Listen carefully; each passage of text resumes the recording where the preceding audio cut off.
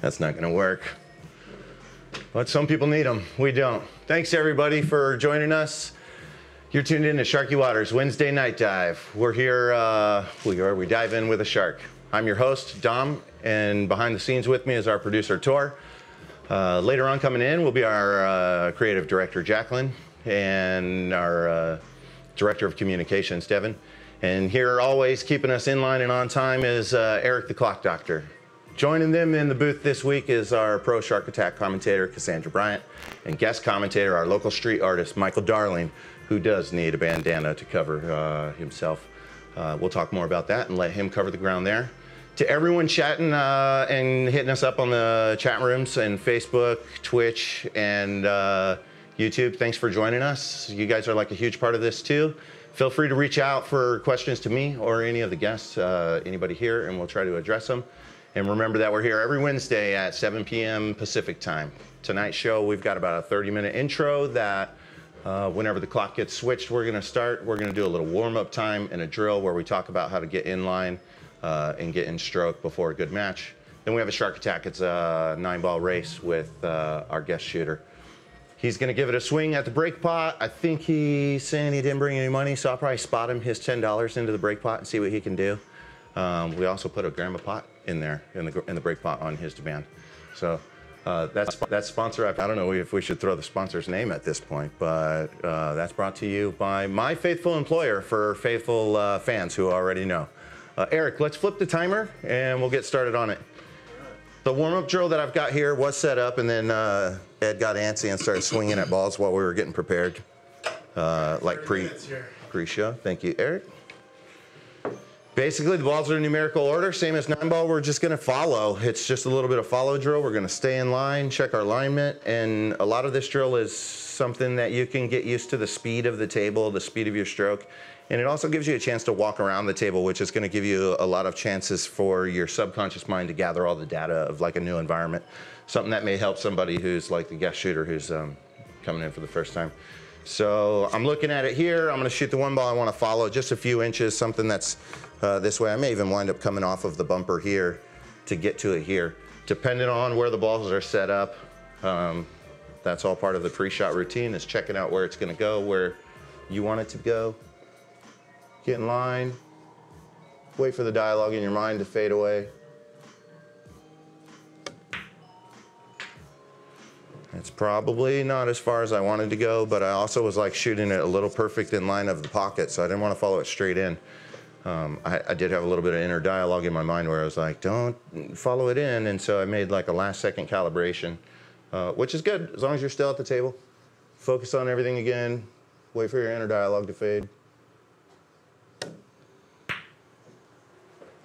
Can either set that one back up, you can try and continue on, take a look at where your leave was.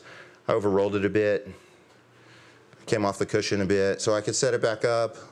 You can do that setting it back up at the 1 ball if you want and take it from the beginning. You can set it back up from the 2 ball where you had it in the position. I was around here, you know, but the idea is to just move forward every time. If you get all the way to the 4 ball, you can pocket that. We've got balls set up in here. If you make it that, you can just pull one out, continue on, try and go to the 5 ball, the 6 ball. I like to put them in the numerical order. That way the pressure of you performing throughout the shots kind of build up in your mind the same way they do while you're trying to run out in a match if you're playing with somebody. Ed, I'm gonna let you take a swing at it, see how far you can get. I literally put these in mind thinking that you would get to it pretty easy. Put me right under the gun, huh? So that's kind of how the Sharky Water show goes. You know, it's on the spot pressure right away. All right. But in the water and bleeding. Is this ball in hand? Yeah. Let's see, I like a little bit of an angle. Help myself up a little bit. Rotation is a game of 22-degree angles, they say. Okay. You want to try to leave yourself about a 22-degree angle so you can get to your next shot. Getting on the correct side is huge. That's why I give myself a little bit of angle. Am I supposed to talk through this? Totally, you're giving tips, man. You're like speaking to the world. This is your stage, man. This is your soapbox. Right here. I mean, I guess we're playing 4-ball. That's my kind of game. I could get out to there sometimes. I'll just do a stop shot right here, leave myself the angle on the 3, so I naturally can bounce up for the 4. I don't know about that dialogue. That's kind of a long word for a guy like me. So I'm just thinking, stop the cue ball. But once I'm down on the shot, I try not to think about nothing. And if I am, I'm usually doomed. So in other words, don't. Try your best not to think. And just do. Which I did not do. Well, talking and shooting, that's... Yeah, that's not my thing. Let me set you back up. That's my excuse for the day. No. I was considering... Somewhere in Hearsville? Yeah, I was considering the quote of the week being a quote from The Hustler from George C. George C. Scott's character, that he said, excuses is a sport loved by everybody. You can make them inside and outside. I can give people a spot at excuses. But you're really not the type of guy who I see as like an excuse maker, nor as somebody who is, you know, entertaining excuse makers. Yeah. So it wasn't fitting for the quote of the week for you. I understand. The money one was more in line. That. Well, I got a little steep here. You know, I wanted to be here where I could just gradually bounce up. But since I have a steeper angle, you can never be scared to change your plan. So I'm going to hit a little harder and bounce back up because of the steep angle, and try instead of trying to hold it. This is a pretty fast table, which I like. Now you're dialed in. Don't want to hit it. That works for me, although I missed a 2-ball like this about 3 times in a row already. No excuses. Thanks for making it easy on me, Dom. No, oh, well, I was, you know, it's always the drill section of the show is always tough because it's a lot of pressure on something that's supposed to be so silly and easy. I feel like I'm on Moscone Cup or something right now. It's getting hot in here. Well, let's throw out a rack, let you loosen up with a break shot. Go ahead and break. Last week's drill was the stop shot and barely following forward to occupy the spot where the object ball goes. Running jump into that. The first week was the L drill, you know, shooting in the same pocket. So I shot the L drill and I missed like 3-1, and this is episode 1, so I come out and I fumble the heck out of my intro, and then I fumble the heck out of the drill. Yeah. And then we get through it, and then I lose hill to Jesse. And then the next week, I'm practicing all week the drill, right? And I'm practicing, and I set it all up, and the object ball's here, and I shoot it, and then I nail it on the very first try, and I'm like, well, that's enough of that. Clara, let's see you try. I wasn't gonna even try and do it again. So I was like, pool's a tough game, man. For sure. Pool is a tough game. Keeps you on your toes, right, Don? Yeah, it does. This game is such a huge part of my life, being that I work. So how much is this working it? Well, we're not even. This is just casual warming up playing, man. I was just checking. Yeah. Just making sure. You know. These guys are. I already went through my stall tactics. Missing that 2-ball 2 times, so. No, run the until the sand falls, we're just casually shooting around. I see. We got sand. And so even if you wanted to explain something in your shot and rearrange the balls or reshoot it or whatever, I'm not going to object to any of that. All right, I'll try not to cheat you like that. We call it open swim, where we're warming up the waters. And I see. I like bloodying them up though. Shout out to Mike and the new art piece that he gave us with I'm like a shark swimming in guts. Darling, it's really good. Yeah, I like it. Thanks, Mike. No problem. Nice Mike, stuff. have we ever played pool together at Nathan Pater's house? No, at your house, at Fun Factory. That's right. I'm thinking that we played 4, 5, 6 on that table at Nate Pater's house. Yeah. 4, 5, 6, hot dice. Of course, you're looking at our guest commentator, Michael Darling, back here in the commentary booth. I'm your co-host, Tor. We got the clock doctor, Eric, Okerlund back here. Thanks There's a everyone little for tuning in hook early right to there. our open Perfect. swim here at Sharky Waters Night Dive. We're just getting warmed up with our featured pool player today, Ed Hobbs. Can we curse Ed the motherfucking Hobbs? Can we talk about that, Ed? Ed? It's an official nickname. I don't Yeah, think you can deny it. Yeah, Give us I'm the- Ed give us the motherfucking story. Hobbs. That's that. That's That's all my you name. need to know. The Ed motherfucking Hobbs. Nice. People have tried to bite, you know, they go with this and fucking that, but I thought this was a kid-friendly show. Kids these days, it's all right. It's kids these days friendly show. Sorry, kids, don't talk like Ed motherfucking Hobbs. He's a motherfucker. Anyways, I'm gonna run out on Dom here. What's your nickname, Dom? Maglodom. I don't want to know anymore. That's funny. That's how you shark a guy. On Sharky Waters. Yeah, I'm going to leave your chalk over here because that's how you shark me. Oh, Just keep man, putting your no, chalk out here. See the moves? He's making moves. He's moving my chalk around already. Have you ever seen that Earl Strickland, Jeremy Jones match when Earl Strickland gets all unraveled? On bonus ball? I don't know. No, I think it was just regular 9-ball. Oh. But he like knocks up, he like sits down in his chair so hard that the chalk knocks his chair knocks the table and the table knocks the chalk. Nice.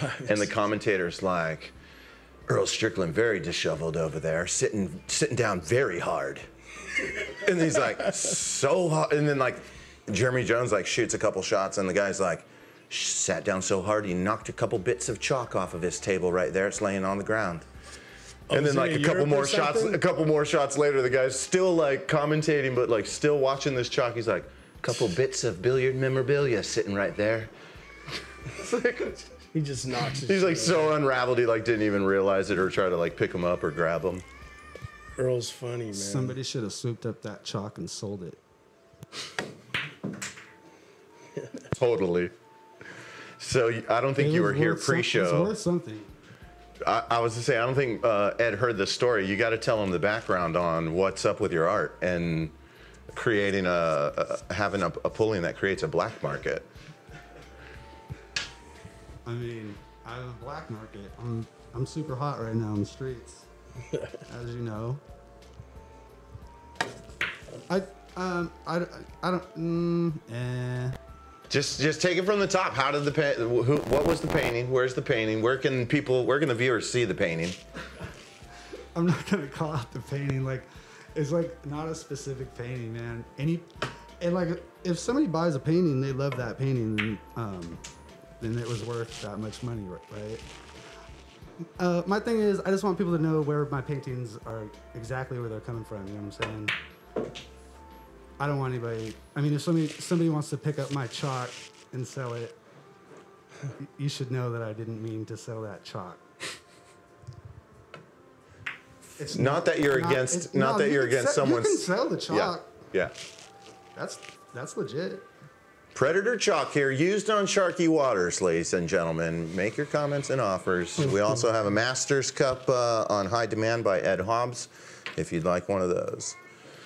Maybe if I throw a piece at you, This is the one that You know what I mean? hit him with. make it special. It's true. I mean, that's really part of it, is that it was part of the meltdown. You know what I mean? That if you got your hands on that chalk, it was because it literally sat there the entire is when match. Earl knocked it off. Right. Excuse me. I'm following. Ed's Him and Jeremy chalk. Jones play like absolutely awful for like the first half of that match, and then Jeremy Jones runs off, or Earl Strickland like runs off and like shouts at who is it? Some other pro player,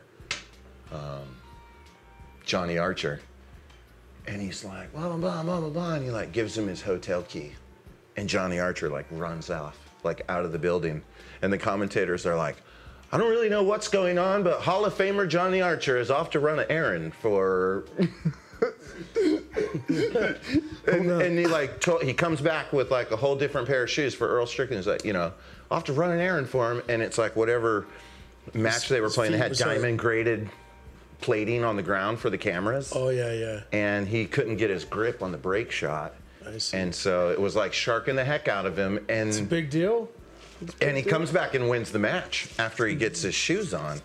And they're playing so bad that the commentator literally at one point is like, nobody will ever remember this match. These guys are just having a horrible match. No one's ever going to talk about this match. Yeah. And then 5 minutes later, they're like, they're going to talk about this match for forever. Because the swing and the tide of how it all changed. Someone's here at Sharky Waters. I don't know. Unless it's a regular somebody, they're not allowed in. Dom's announcer voice imitation for a pool show is so sweet.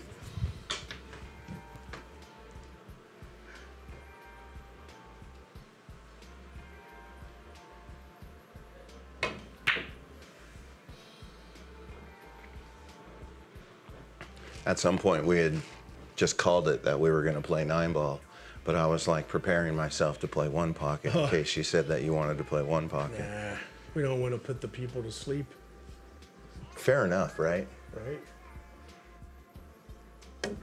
The idea of the show is really to try and help generate like popularity into it too. So there's a lot of like, for the beginners, here's what 1-ball is all about. And, absolutely. You know, stuff like that. Yeah. Yeah, so far it's been all 9-ball matches. But did I hear you guys say something about that there's maybe some money on the line on the Shark Attack? No. Huh? You want to play for some money on this matchup? Sure. I mean, I could do it. I could offer you a 2-man tournament. Absolutely. I mean, can't make a ball, but I'll play for money. I like that. Well, look, you're right in time. See? You don't have to play good. Hi, Bella. That's true. I hope that happens for yourself. That's true.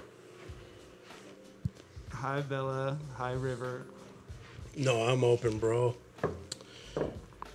I got a couple of 2-man tournament barrels on me. Yeah.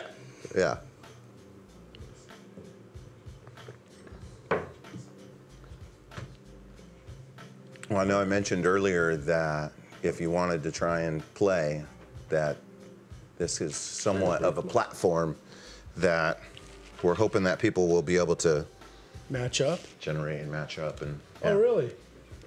Yeah, and then obviously I'm not going to be inviting them here to the studio for those matchups. We may get into like challenge matches where I step back and join the commentators and watch some people play. But ideally, I think we're going to try and promote like the businesses in the area that have tables in them, like Trudeau's, and to say like, well, you know, meet that guy there and be able to set up and play, and or whatever bar. Nothing wrong with that.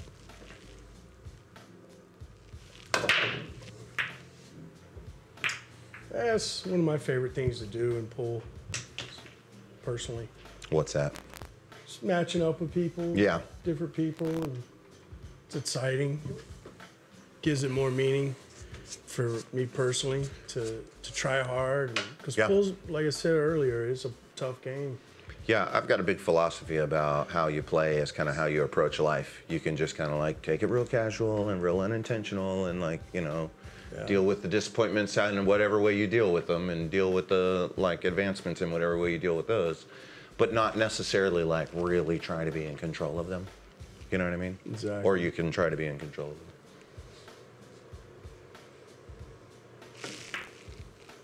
I think there's like reminiscers and excuse makers and All you know, that. people who talk about how they used to play back in the day. Yeah. Kind of like people in life, right? Exactly. Yeah, human beings. Pool is very much like that. Human beings being human beings. You can like learn a lot about somebody by just watching them play for a little bit. I mean, you may not learn like how he likes his eggs in the morning, but you can tell if he's the type of guy that curses out loud when he gets, you know, hits his thumb with a hammer. You know what I mean? Perhaps. I don't know. I'm a bit of a realist. I don't like hitting the thumb with a hammer. I know that. I've done that. It hurts.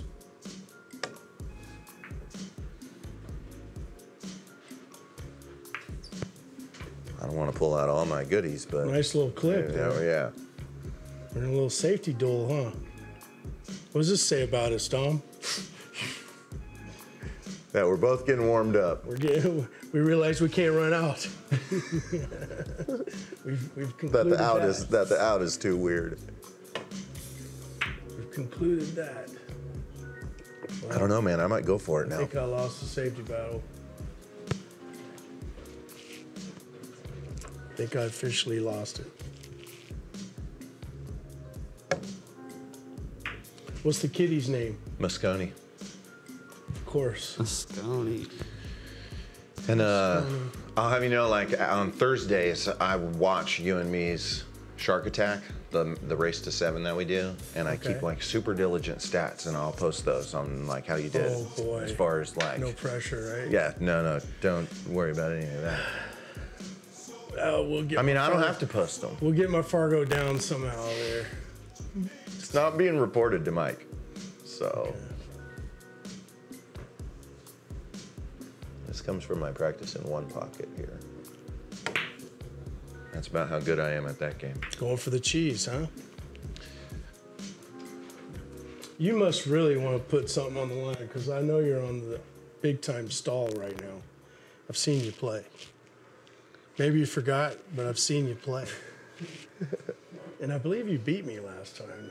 I was wondering if I was wondering if you remembered that. I was gonna let you go ahead and remind me again, but I figured I was gonna take the humble approach and not mention I gotta it. accept it, you know. I was gonna take the humble approach. But that's not how I beat you, though. I kind of played it hard and heavy that I knew I was gonna beat you when I don't really believe you brought your best game to that match. Really? I try to forget it. I've been trying to forget it ever since. It was a safety battle that we got in. Yeah? Yeah, we had two of the games were safety battles. Unfortunately, that was our last battle ever at Malarkey's. It was. Because that's the only place we ever play. That's where I met you. Where are you playing now besides home? I know you got your diamond at the house. I don't have a table. I thought you did. No, I just wear a lot of diamonds. Just kidding. Someone's locked out. 15th. Eric. 15th Check Street. the door. That was Billiard Prince. That's where I play. Billiard Prince. You know what that is? No. It's like 4 pictures. Can I open Yeah. Would you go see who's at the door too? them? Again? Yeah. There's Yeah. Oh, you mean, yeah, no, trip out, because I was asking you about the door.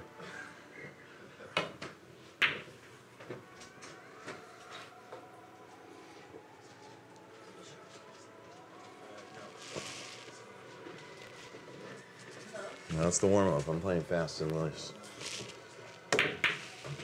Oh, shoot. Right for the juggler. So what happens now? When the sand runs out, Oh, that's when we start our race to 7. gotcha. It's just casual shooting the shit. So This is your opportunity to plug your league, man. How long have you been the owner-operator of TAP? I've been doing that now since 06. I bought the league from the previous owners. Northwest Tap. I'm what they call a licensee, Okay.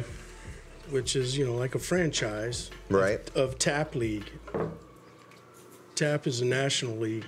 And so your goal is more players? Oh, more pool players. Yeah, I'm all about promoting pool. Not only for the league, just in general. I love the game. Yeah. And I like bringing people into the game. Yeah, no, totally. That's one of the reasons why I wanted to have you on, was just to kind of formally thank you for what you're doing to pool. I appreciate that. It's a lot. There's a lot of No. ground to cover in like how you can be involved and how you can remain valid to like the pushing of pool being promoted and stuff. And to cover all of those angles in like such a short window of time is tough, but individually, like one person. Yes. But to create the platform that people can come on and like talk their story and say what they're into is For kind sure. of kind of what we're trying to do here. I'm like shamelessly trying to recruit my crew here to join me in a tap league team, where I'm That would be suspecting awesome. Tuesdays would be our best night. What do they play on those days? You got to tap team. You got to Yeah, tap it's 8 on and 9 Tuesdays. ball. It's 8 and Yes. 9 ball. Double Jeopardy is Tuesdays. Yes. That's mostly out of Auburn, Kent, right now. But I'm looking to expand. To be a licensee, you buy counties. And I currently own King and Pierce County. Okay, but you're operating them in unison and like Uh, kind of the same Yeah, well, bracket, so to speak. I haven't really developed much down here in Pierce. I spent a lot of years in Kent, so the core of my league is in the Kent-Auburn area. Right. But trying to get Tacoma on board, you know. Yeah. The key is having enough pool players that want to play in the same area in the same night. And then being able That's- to facilitate that. I mean, that's got to you be an need at issue least 40 nowadays, to right? 50 too? players, you know, because you don't want people traveling too far. But for them to be on the same page, that they all want to play on the same night in the same area is really difficult. In the same game. Yeah, and Yeah. getting more people in the pool is the key Yeah. to having enough people Yeah. to do a division in their area. So it's for everybody, though. I mean, Absolutely. we got to All make sure levels. that these people who are just curious and just getting interested For in sure. pool understand that you don't have to be like Ed Hobbs doing long table bank shots, caroms, off that'll of the come, two ball. That'll come after about 20 years. Not that long. Right. How long have you been playing? Well, I always had a fascination with the balls hitting each other on the pool table, even as a kid. Totally. A friend of mine had a pool table on his front porch, and I'd like banging the balls against each other, you know? Yeah, absolutely. Kind of like crash up derby with the cars. Yeah, totally. That's what my I son does on always this dug thing. that from a little kid, but I didn't start playing pool until I was 25. I didn't realize how deep it went, the love and passion for the game, Yeah. until I started playing it serious and learning all the levels of it. And all the Different different games. characters, you know? It's a big the part of it. places it takes you. Where's the farthest you've traveled for a pool game? I know you were saying that you were going to go to Specifically you were for a going to go to pool game? Vegas, yeah. Because you were saying you had to cancel a trip to Vegas to go Yeah, play. I go to Vegas pretty frequent. to play Okay, pool. so I like to just play pool there. You know, but I don't know. I'd guess Georgia, nice. but that was a multi-trip because I'm from there originally. Okay. So I was visiting family, but I had a pool game lined up Yeah. in Atlanta. So The farthest I ever traveled to go install a pool table was a 6 by 12 foot snooker table in Oklahoma. yeah, Yeah, I hit a deer on the way back. ouch. Yeah, and like left the van in Wyoming. But made it home for Christmas. Barely. Yeah, that's a story. Made it home for Christmas. Yeah, I literally got in on like Christmas Eve. Did you keep the deer? No, in hindsight, I probably should have never taken that trip, but I think that guy's real stoked about his snooker table. And so let's try to lean on that. Somebody got good out of that story, you know. How That much- deer didn't take the. Is that just as Top in difficult there. to set up or about the same as a regular? You know, pool table? I wouldn't say that they're more difficult. They take longer. There's more slates, and that means there's more seams to fill. There's more leveling to do, more felt stretching to do. You know what I mean? Yeah. There's just more of everything. It's not like harder. The carrying may be harder, but even not that, because the pieces are done kind of at like this diamond. So you're like long, thin pieces versus this thing is three big pieces. Yeah. This is 8, right? This 8 foot pro, 8 Pro 8, Pro 8. which And is a little larger than 8 if I. An 8 foot bumper to bumper is 44 inches by 88 inches. An 8 foot pro or Pro 8 is 46 by 92, and then a 9 foot is 50 by 100. So we're talking like 4 inches less wide and Yeah. 8 inches not as long. But I find this table, if I could fit a 9 footer in this room well, I'd have it in here. But I find that this size table in hindsight, in retrospective, like putting this in here. And this is the second 8-foot Pro that we've put in here. That it really lends jumping down to a 7 and then up to a 9. Yeah, You absolutely. know? So it's good. All right, Dom, sorry to interrupt. send the clock doctor in here to put our yeah. 5-minute timer on. 5-minute mark. You got this it. little one. We'll make it easier to see in the future. Maybe I'll put it somewhere easier. Now. Thanks as well, everyone who's been chiming in on the chat room. We've had a couple Too real easy. nice comments, some hellos. Go ahead and get your So questions. when that's in on up, we're that gonna chat. start this Questions race. So your for balls are our here. host We'll go Dom, inward. I'll questions go. Okay. for our guest and/or our guest commentator, Michael Darling. And we'll try to get those answered live before the end of the show if you can get those in nice and early. And if not, of course, you can just leave your message in the comments, and one of us will get back to you in the next day or two. Tor, thanks for your help with that, man. I'm sorry I interrupted you there explaining to Ed their ball scoring system. I'm Easy, no jaywalking. to the viewers who got to deal with that. I'm working on not interrupting, He's over here making jaywalking. mixed audio there. That's what we call that. Jaywalking. You chose the game, boss, not me. Sloppy 9-ball. We thought about 10 ball too. There you go. Oh. There you go. House rules. Is there a little gopher in there or something? Spring is gonna last 6 more weeks. I think your cat reached, Moscone reached up through there and popped it back out.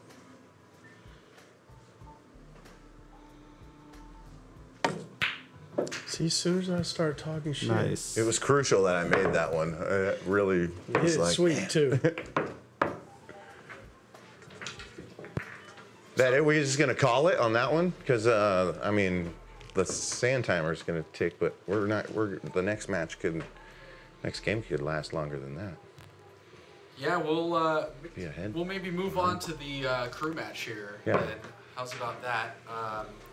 That sounds moving on perfect. to our crew match, we're gonna before we do that, we're just gonna say hello to our pro pool commentator and our guest commentator. We've got Cassie here, and of course we've got Michael Darling, and in the far corner here, the clock doctor, Eric. We're gonna go ahead and get things switched over for our match. If you guys tuned in last week, we had a Valentine's Day special, me versus my girlfriend Jacqueline, who is one of our crew members, but who's not present on the show yet. I think she's going to be coming in later tonight.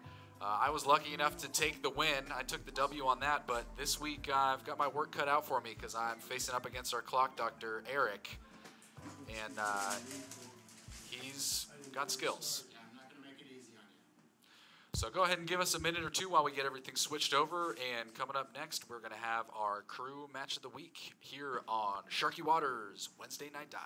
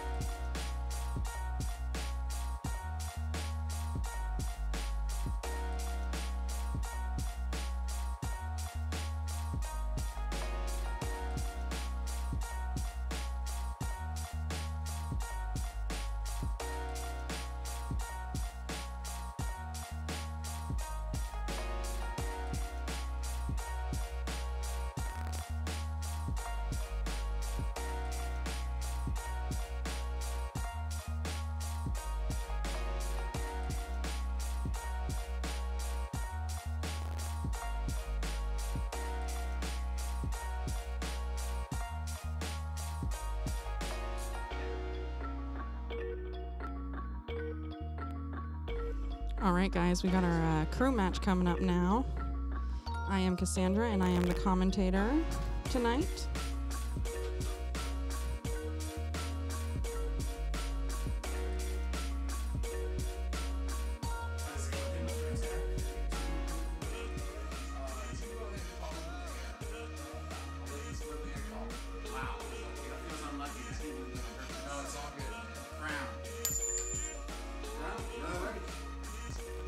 Eric is going to break here.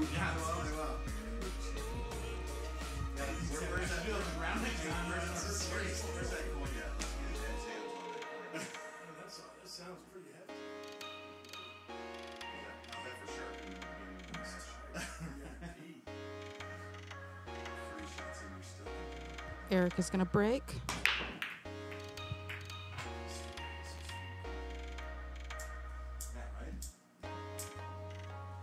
Looks like he broke dry, but he kept that one ball safe.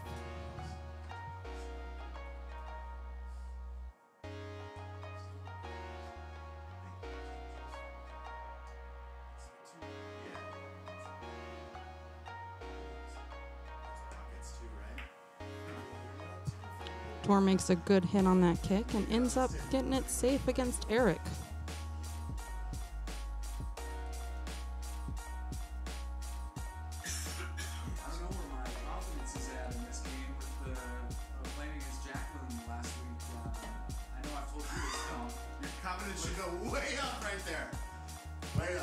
Eric misses that kick shot and ends up giving Tor ball in hand.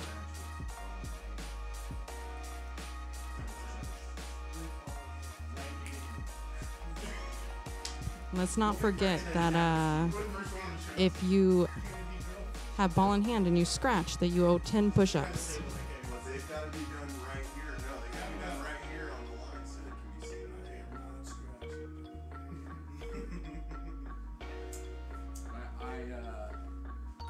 My hunch is that Jacqueline goes easy on her. Yeah. I like that. That's very nice of her. Yeah, she's great. I've seen her play. She's good. She's competitive too. I remember one of the first dates was at the arcade. She booked me every game to play. She is a great team stuff.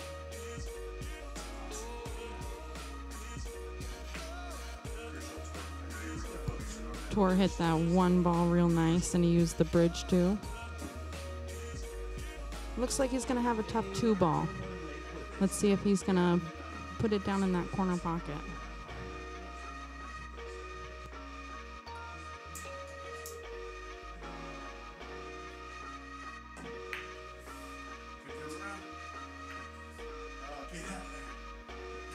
He ends up missing the 2 ball, but hooks Eric again.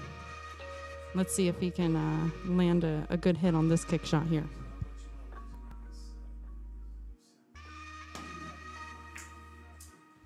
He misses the kick again. Maybe I'm just trying to get you to do push-ups. Don't go easy on me here, Eric. I know you can play. I know, I'm really not. It's not indicative of the game that I know that you have. Yeah, alright. I'll get serious. And when I first started playing with Don, he frequently told me, he's like, when you combo with ball in hand, you're choosing a bad shot. But it's so hard not to, when you have that, you're like, yeah, it's such a cool looking shot. It's hard to turn it down. Tor definitely favored that combo there, but he ended up getting hooked on that 2 ball, and he's got a kick at it now.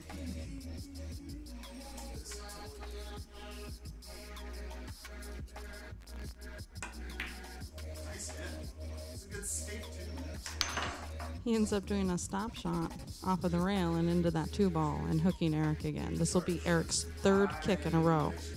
Let's see if he can finally get that good hit.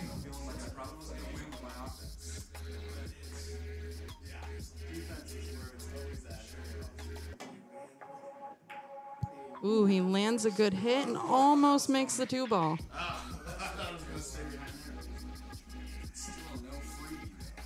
Sorry, I keep talking to you right when you're about to shoot. No, you're fine. I'm going to take advantage of sitting in Don's chair. Yeah, sit there.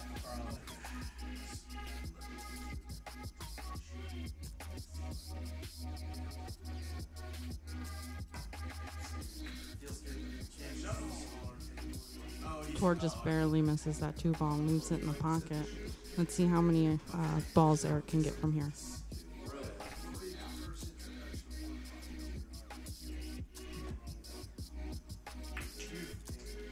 Eric pockets that 2 ball nice and soft. Leaves a nice setup for the 4.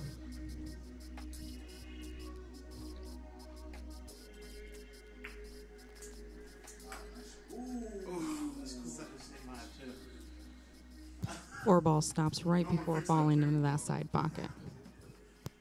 We got a ref here. Yeah, is this regulation size or what? Yeah. Measuring centimeters or what's going on here?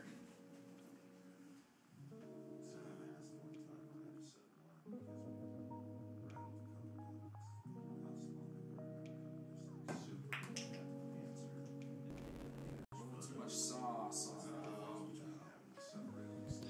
Tor hits that 4 ball. Little hard. He's going to end up kicking at this 5 ball. He's trying to decide whether or not he wants to go side rail or down long rail.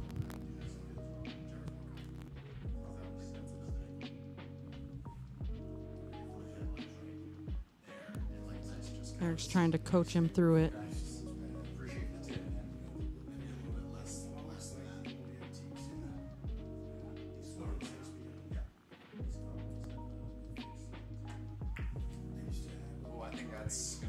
Tor makes a good hit there.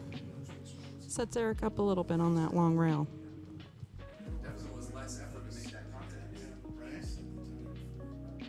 And the angel only hit it as hard as he needed to make the shot. You know? Played a lot right. You need a ref on that too. He wasn't paying attention. They don't pay him. Tor is back up at the table shooting this 5 ball.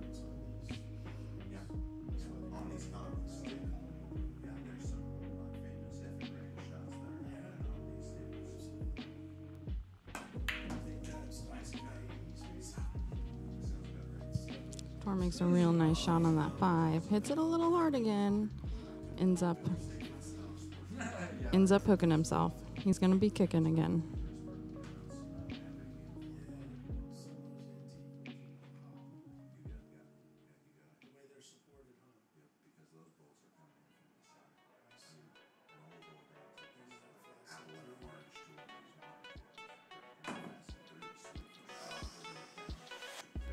Tor barely misses making contact with that 6 ball, giving Eric ball in hand.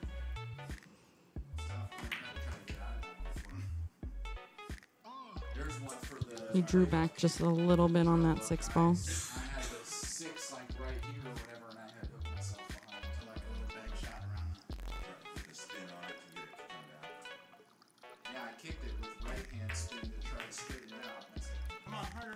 We'll work on it this week. It's all set it up. Eric played some left English on that to bring it up off of the rail and up for the 8 ball.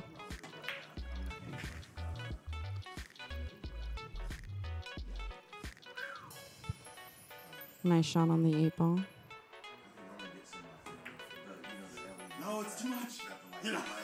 He ended up overcutting the 9 ball. That was a hard shot to overcut. Tor is going to be back at the table shooting at this 9 ball.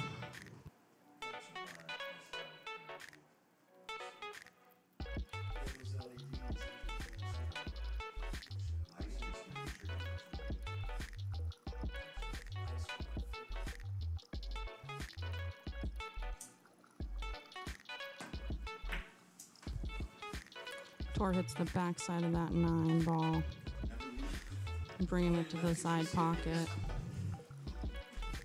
Leaves Eric a little tough.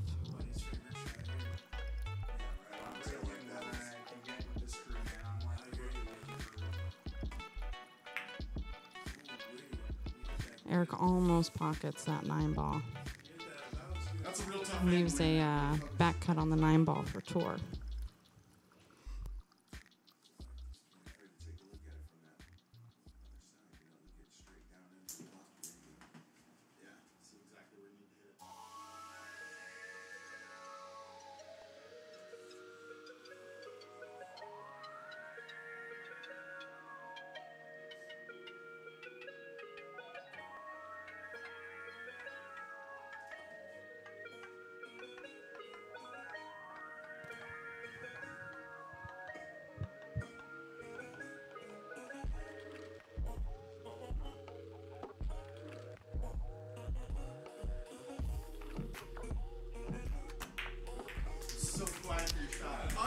Tor makes that 9-ball.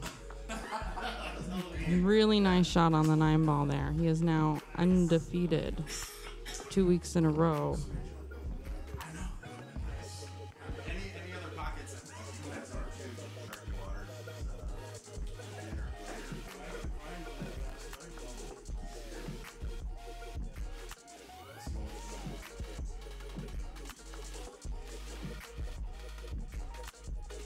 All right, guys, we're going to be getting ready for the shark attack here with Ed Hobbs and Dom.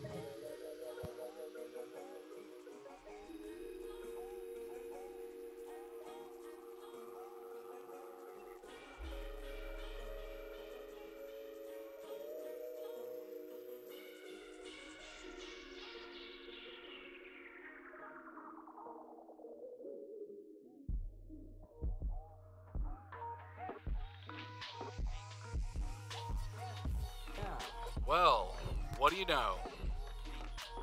2 for 2. I consider myself the rookie of the crew, and no one gave me any easy games, but I'm happy to say I'll be back next week in our crew match of the week. You played really well these last couple weeks. Thanks, Cassie. I appreciate that. I know you see a lot of high-level play. I try to, that's for sure. I see a lot of high-level play here on the show, too. And that's what we try to bring here at Sharky Waters. So without further ado, we're going to switch back over to Dom, and Dom's going to introduce our shark attack. Tell them how you're doing, Dom. We're doing good. We had a little break. Got our minds right. Got our numbers right. We got a 2-man tournament opportunity challenge with each other that we've worked out the numbers to. Any final questions that anybody's got, feel free to hit them on the comments and do that. We're doing a 9-ball race to 7. Ed's got the blue balls, I've got the gray balls. For those who are new to the game, we're going to lag for the break. That means we're going to shoot down to the table and come back. The closest who gets to the bumper with their ball is the winner of that, and they get to initiate the match. The rules of the game are we have to hit the lowest ball first. We're going to go in numeral order all the way down to the 9-ball. If you hit the lowest ball first and still make the 9-ball, then you win. Luck counts. The winner breaks. The loser racks. If you scratch with ball in hand, you got to do push-ups. Pressure.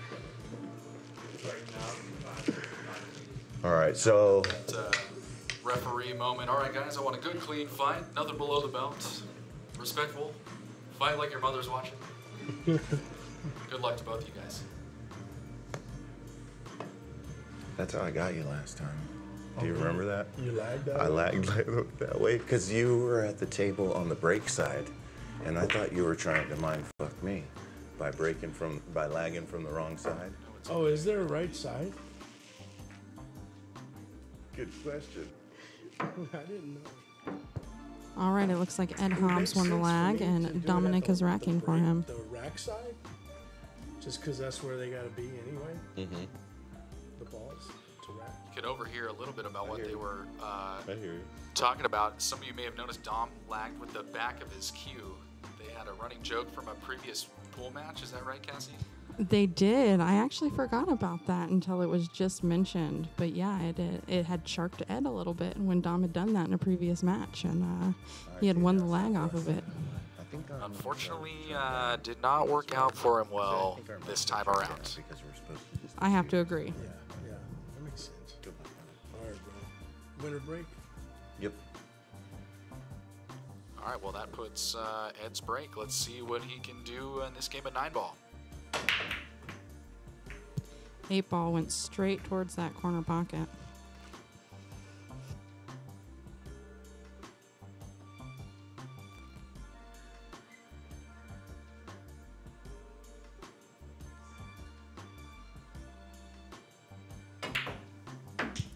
Nice bank by Ed Hobbs. Ed Hobbs always comes with a bunch of tricks in his bag from his one pocket playing. Got that 1 ball nice and good, but unfortunately handed it over with the scratch to Dom. He'll be aiming at the 2. That's true. Push-ups. we're actually going to get a plaque.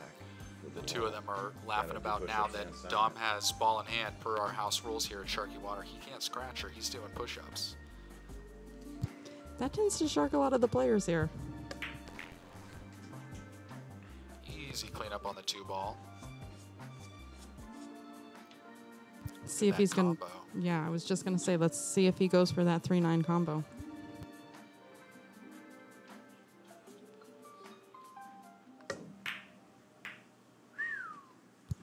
Dom just barely misses it. Try.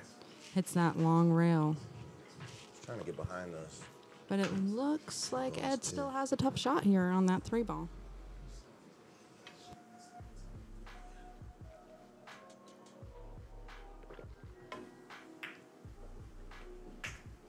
Ed makes it look easy, though. He gets good shape for the 4-ball to come back up table for the 5.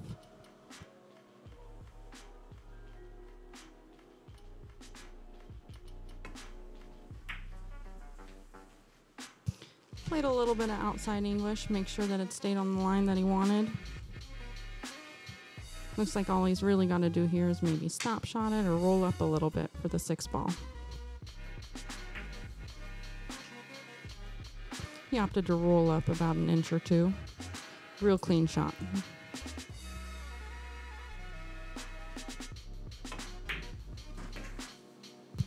Favored that forward.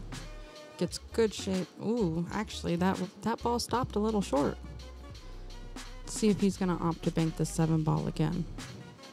Ed's great with the banks.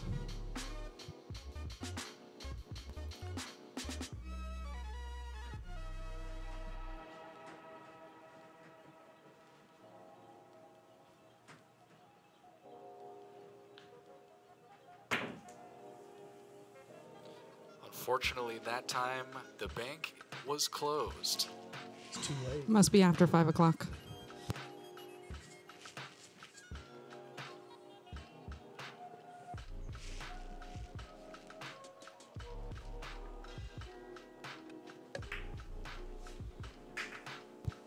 Dom pocketed that 7-ball real clean. It's kind of close to that 9-ball. Real close to his work there, but we've seen him hit this before. It's that he pockets that center pocket.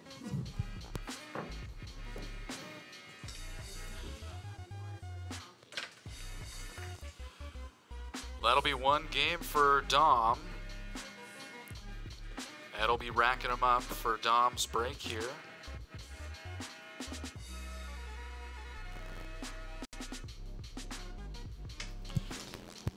I don't see Ed rack very often.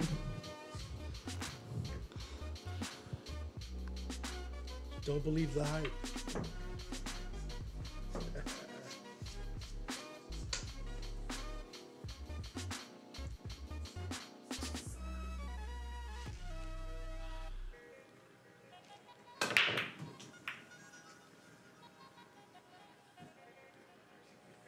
Dom comes with his real reliable break. Looks like he's a little hooked on that 1-ball, though. He brings out the jump cue.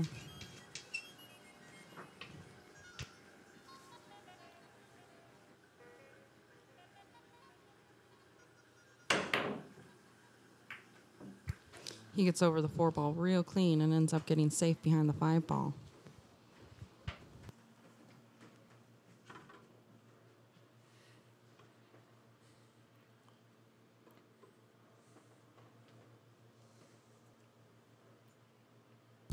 It's contemplating a 2-rail kick here.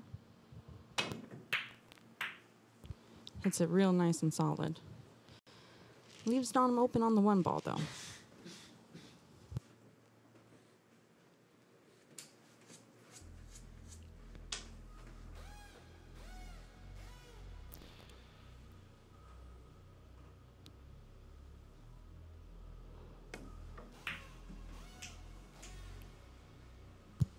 Dom pockets the 1-ball. Comes a little short on the 2-ball.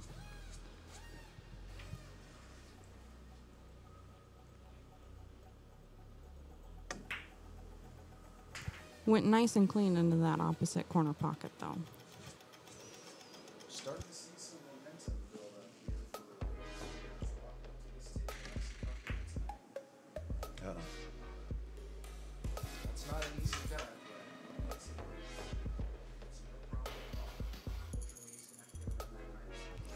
Yeah, I wonder if he's going to favor the jump cue again here.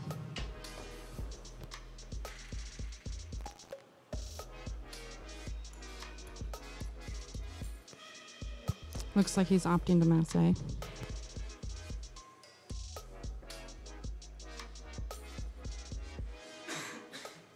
Changed his mind and went back for the jump cue.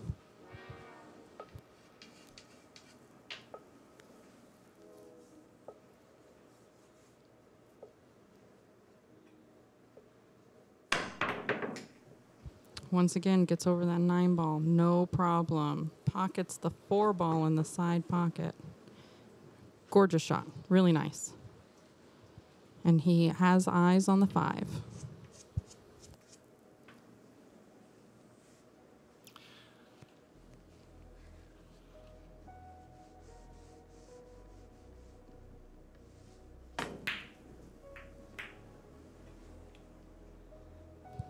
Hello. Falls a little short on the 5 ball, but ends up coming around and making the 8 ball. As we said in the beginning of this segment, luck counts tonight here on Shark Attack in this game of 9 ball, and Dom sure got lucky with that 8. He did. He's definitely contemplating this 5 ball right now.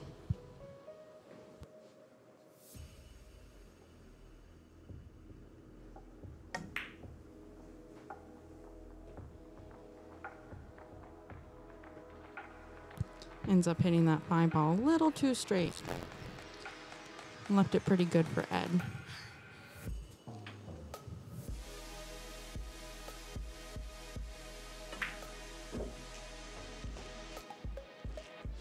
Ed pockets that 5 like it's no problem.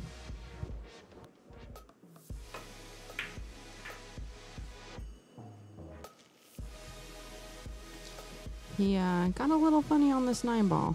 See if he's going to cut it or bank it.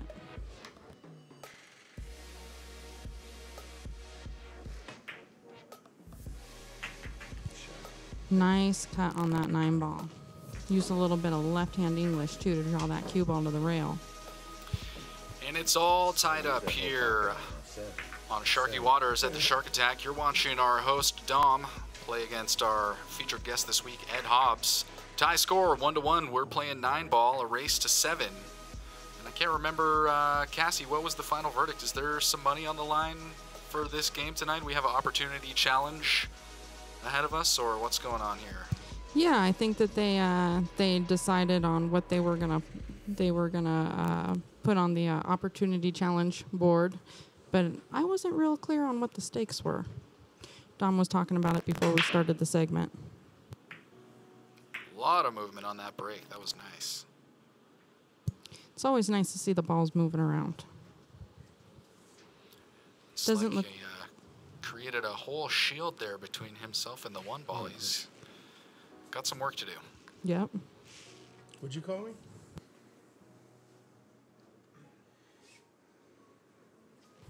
Dom opted to push. He's not sure if he got far enough though for Ed to take it.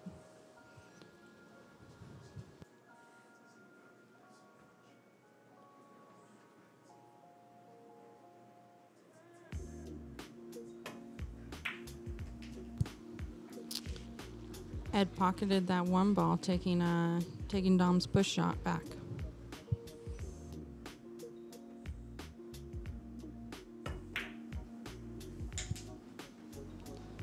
Ed drifts a little further out on that 2 ball for the 3. Then he intended. It looks like Ed's gonna grab the break or the jump cue here. I love watching players jump.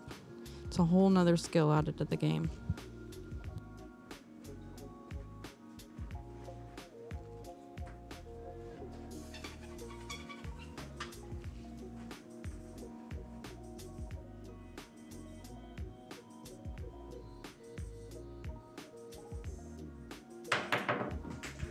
Ed gets over that 5 ball real clean, jumps gets the 3 ball into the pocket, and he can see the 4 ball.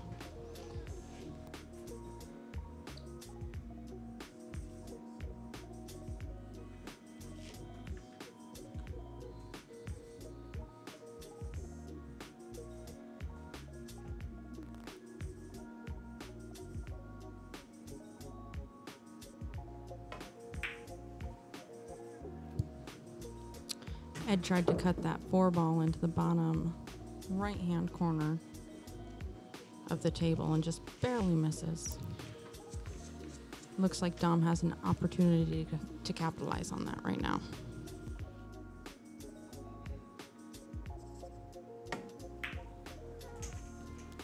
Dom pockets that 4-ball. Gets good on the 5. A little bit of a back cut.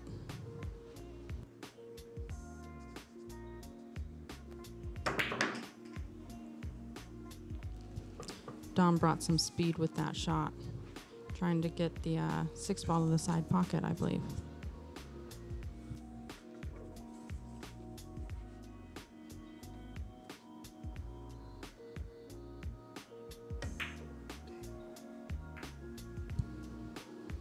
Just barely misses that side pocket.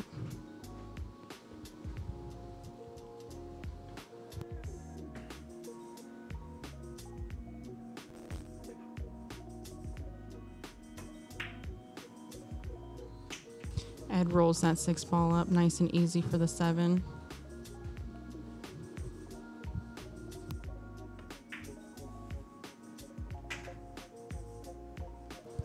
It's good on the 8 from the 7. And it looks like he scratched on that 8-ball. Got to shoot every shot. Dom's calling out the house rule. We shoot every shot.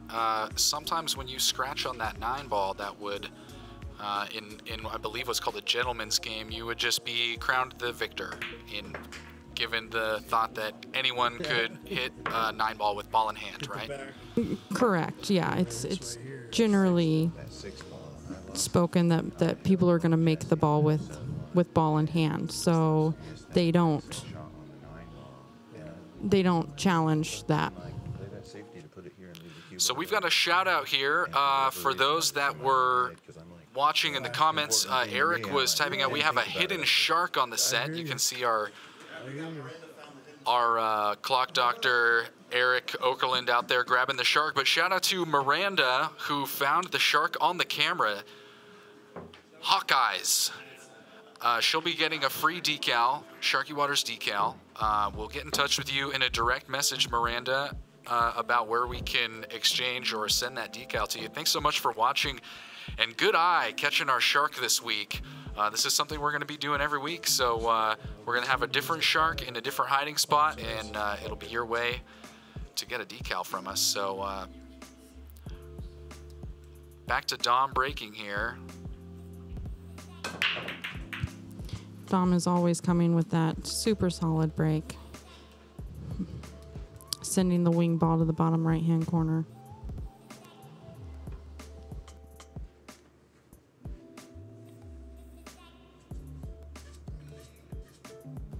Happened to be the 6-ball in this case.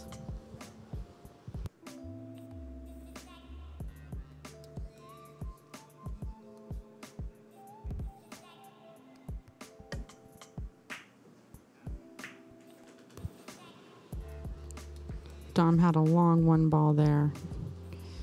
Makeable shot, but definitely hard. He leaves an equally hard shot for Ed here.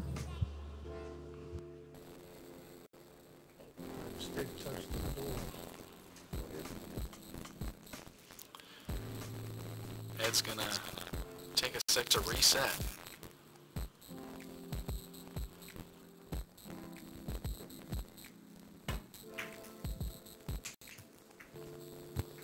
Ed pockets that 1-ball, gets good shape on the 2-ball by going down to the end rail and coming back up.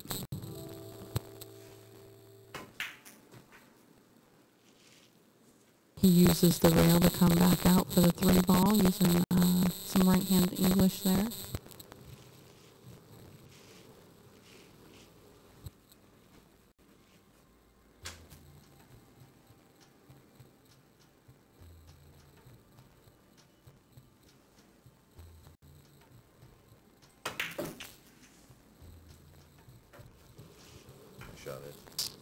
He draws after that 3-ball for the 4-ball.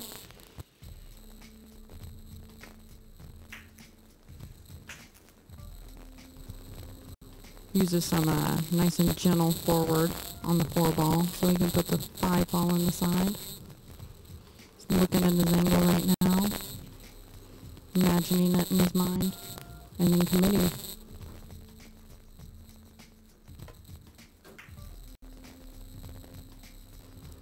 He did hit the corner of the pocket there, though. And leaving the 5 ball in the side pocket for Dom.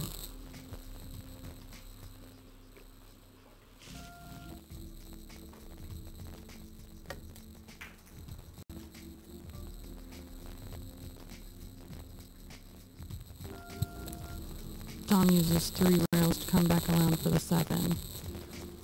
I don't think he intended to flip that 8 ball, though.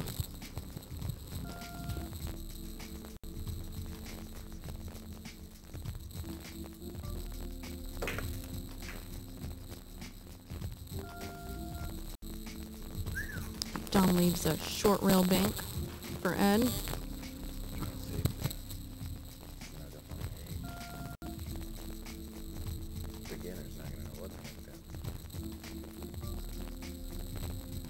Dom was telling Ed he tried to leave him safe behind the 8 ball there.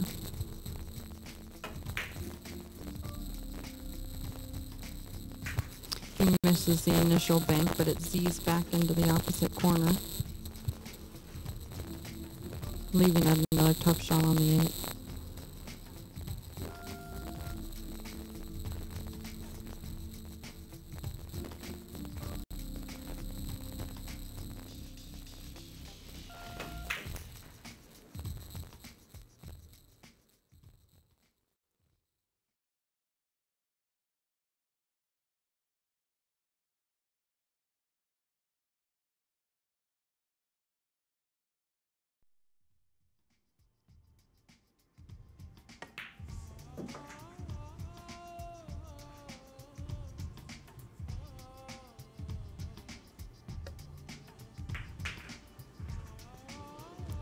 Dom gets out that rack off of that 8-9, so that brings the score to 3-1. Dom.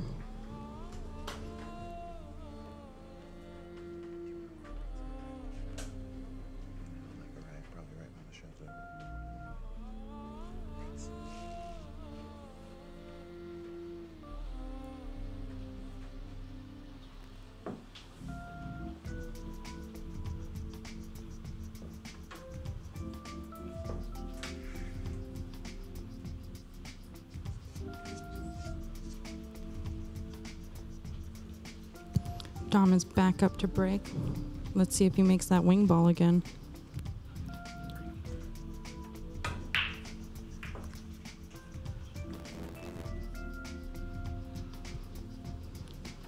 Dom uncharacteristically broke dry.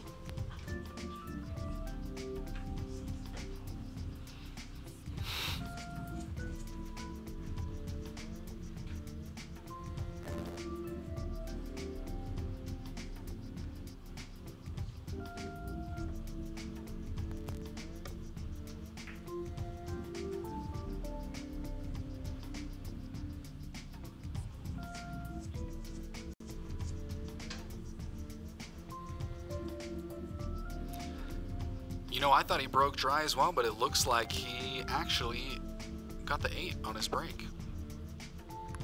I see that now. And then he came back around for that 1 ball in the side pocket. Little action on the 9 there. Way lucky. Looks like Ed might only be able to see a corner of that 2 ball.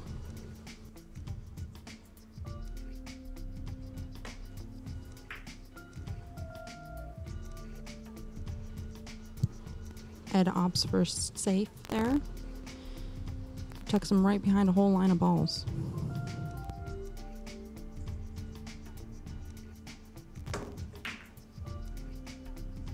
Dom makes a great hit on the 2 ball, leaving a rather tough shot for Ed.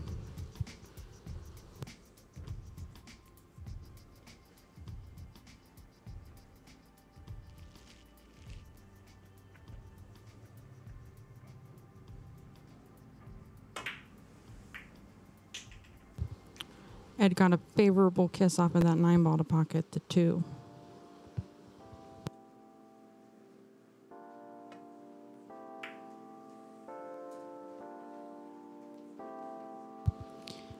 Ed opts for the safe again, leaving Dom another kick.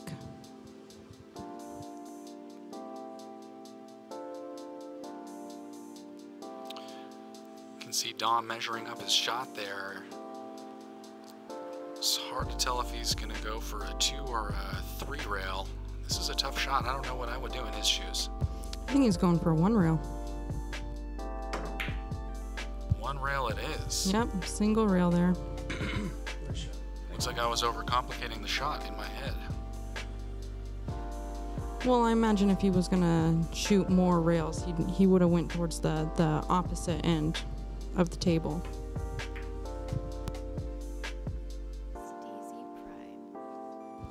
Ed just keeps tucking Dom in some tough positions.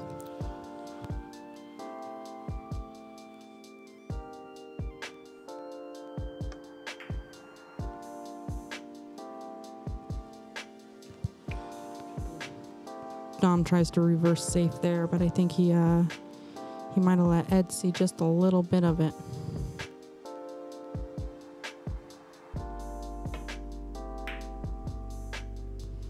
Ed almost makes it.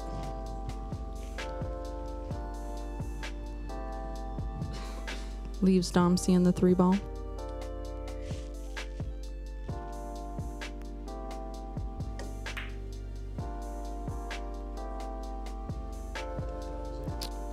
That was nearly in the pocket there. Really nice attempt.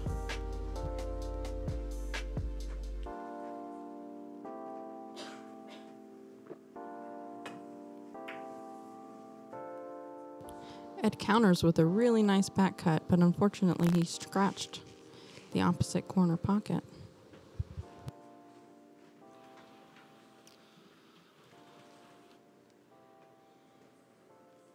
Dom has ball in hand on the 4-ball. He's mapping out the pattern in his head.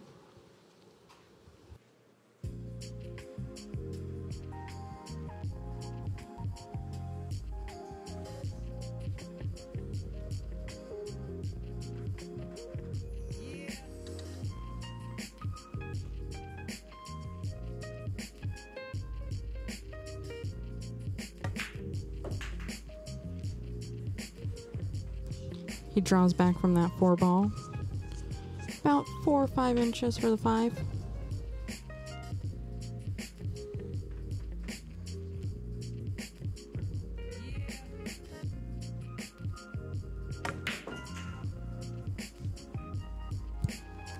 Draws back from that 5-ball, but I think he tried to get a little bit more off of it.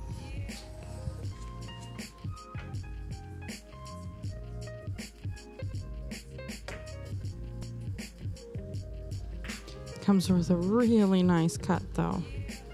Ends up going 4 rails back for the 7.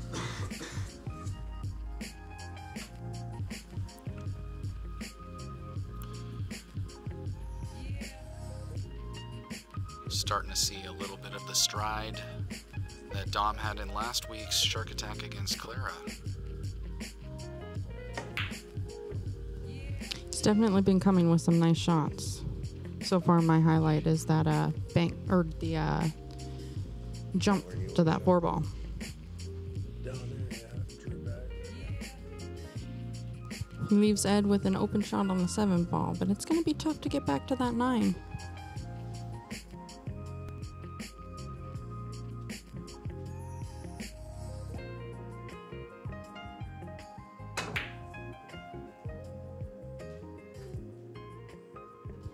Ed tried to use some draw on that 7-ball for the 9, but just made the pocket tighter.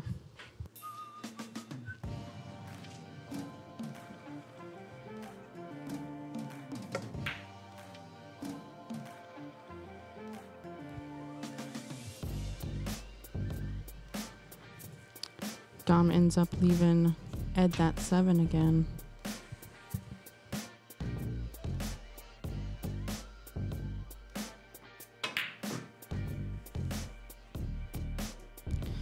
Ed favored that top English again. Went down the rail and then back up, but he overfollowed it just a little bit. He's got a tough shot on this 9-ball, but it is Ed. He has a whole bag of tricks up his sleeve.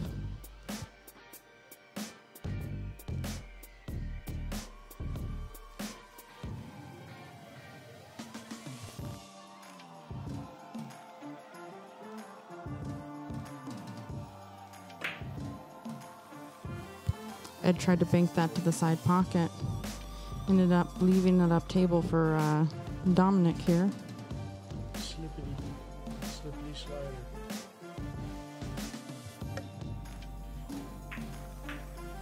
Dominic pockets that 9-ball, bringing the score 4-1. Not even close.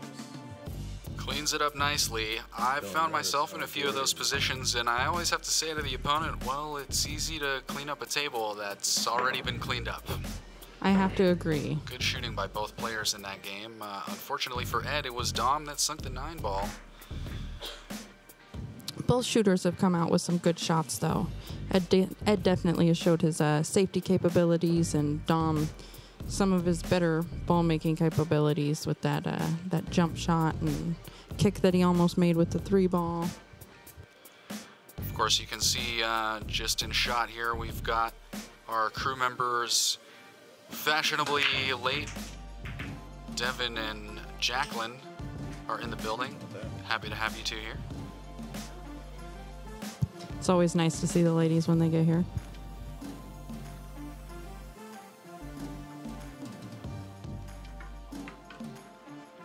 Looks like Dominic pocketed that 2-ball off the break.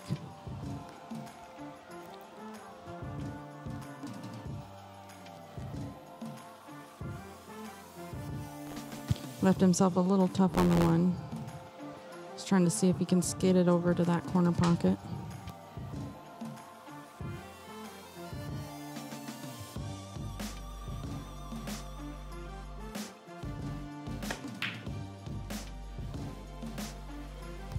He opted to try for the bank, but he's not going to leave it easy for Ed.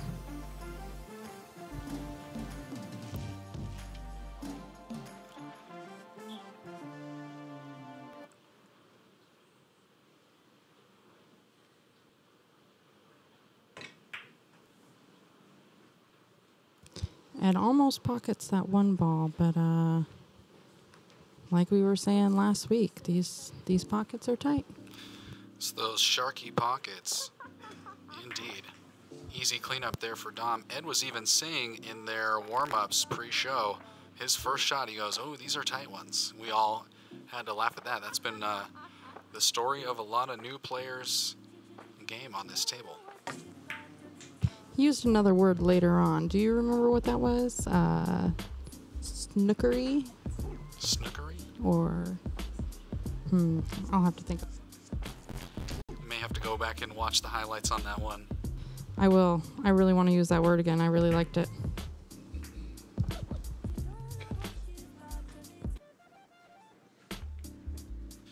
Well, connection, but no ball made, so we'll hand it back to Ed.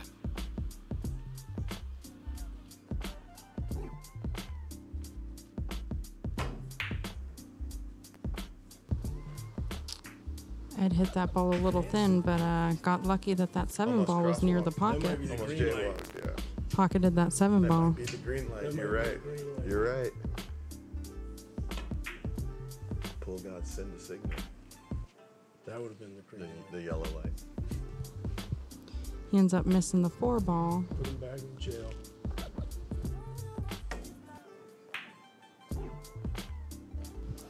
Which it looks like Dom is going to give back to Ed again.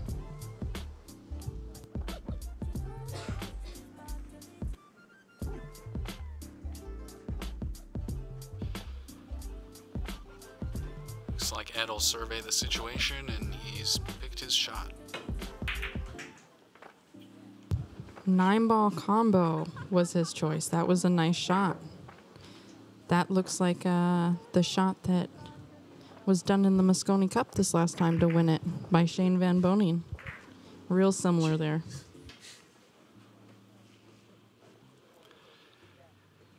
Ed Hobbs, the big cheese, ladies and gentlemen. That'll right. put our score at 4 in Dom's corner and 2 games in Ed's corner. Looking forward to this next one. We're going to get to see Ed break. Don't look now. I'd like to see a little bit more about what his break game is looking like. We've come to know Dom's well, but let's see what we're cooking with here. 2 breaks in a row that he's made a ball. Looks like 2 on this one. Yeah. The 1 ball and the 6 ball.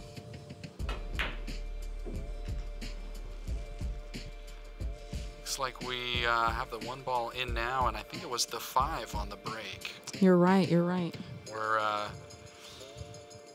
for the Shark Attack, we switched over to the TV color balls, and every now and again it catches me up too.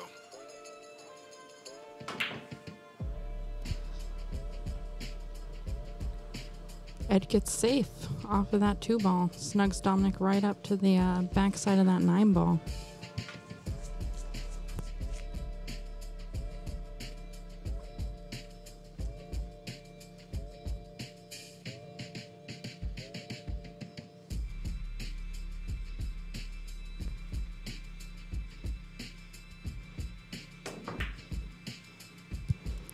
Dominic makes a good hit.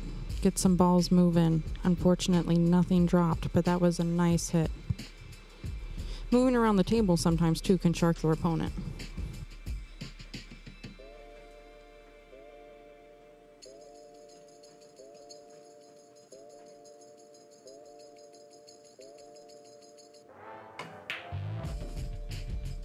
Ed drew off of that 2 ball. Gets a nice leave on the 3 ball for the side.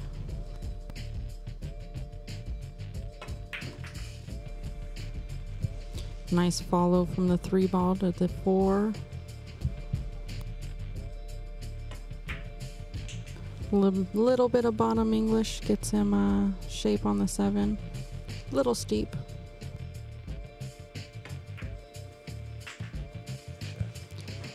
He just adjusts though. Awesome, nice little bit of momentum here from Ed, and we even hear Dom in the corner. Can't help but recognize that he's on a nice little run here. It's always nice to see the good players get on a good run. Ooh, cue ball, stop. Just shy there.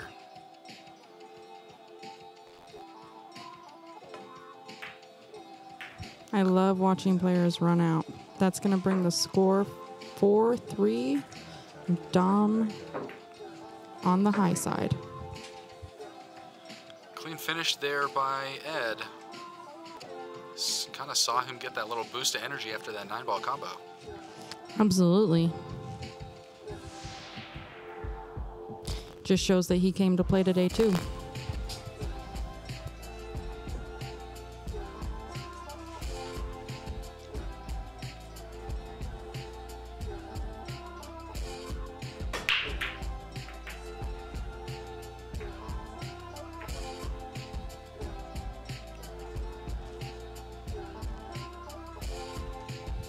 Looks like Ed breaks dry there.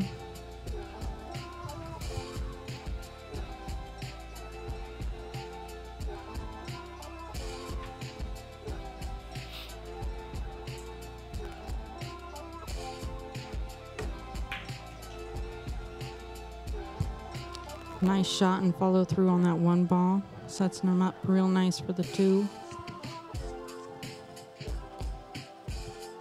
Trying to decide if he's going to follow it or what angle he wants for the 3 ball.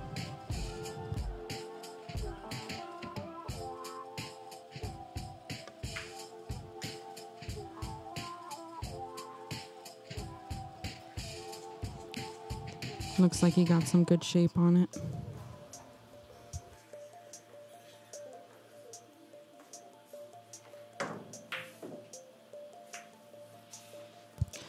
And he goes for the cheese, too. Nice shot. Finish, just like Coach drew it up in the playbook. That was a nice shot. So it is going to be Dom at 5 and Ed at 3. And it looked for a minute like we were going to see a momentum swing. Ed was coming in hot on those last 2 racks, and Dom had to give him a little piece of his own medicine with the 9-ball combo. And he definitely had to try and shut him down there.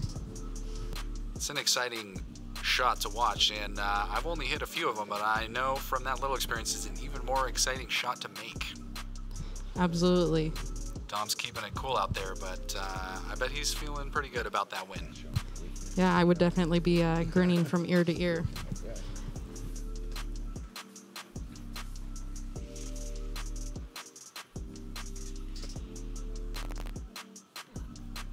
Dominic is going to be coming in for the break here.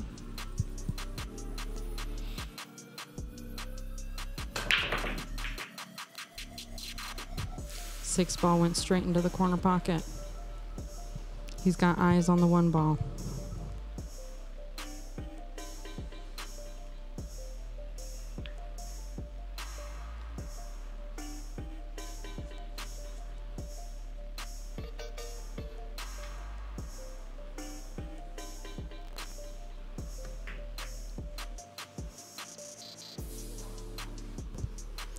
Dominic plays a nice safe there.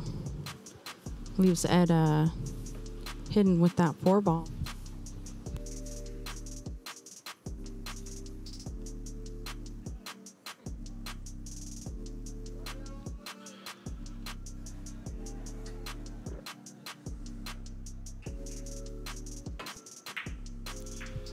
Big thanks to everybody out there on Facebook, Periscope, YouTube, and Twitch.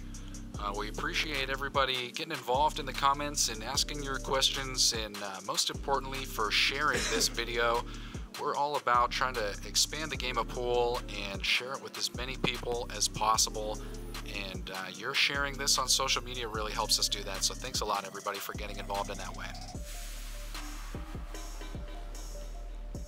Absolutely, exposure is everything for sports, pool included.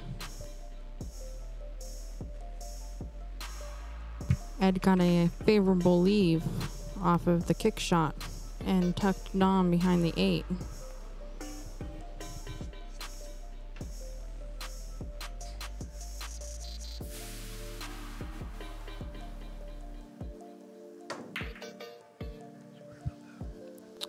Dom connects with the 7 ball first, but that 1-2 is still going to be tough.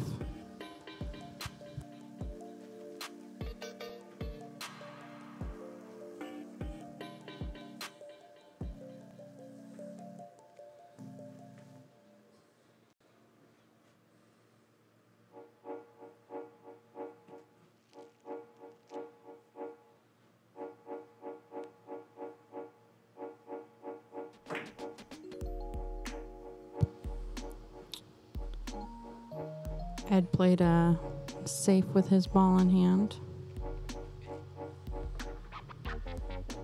Looks like the boys are going to go back and forth on this 1 ball a little bit.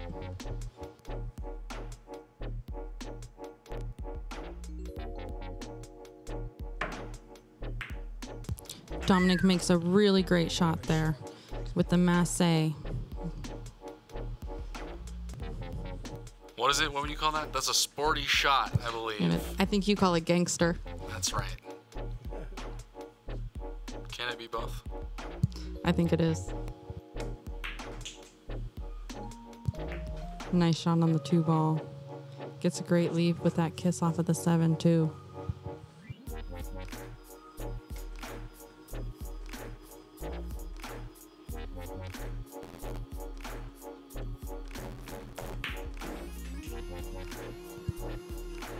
Favorable rattle there. You don't see that happen very often.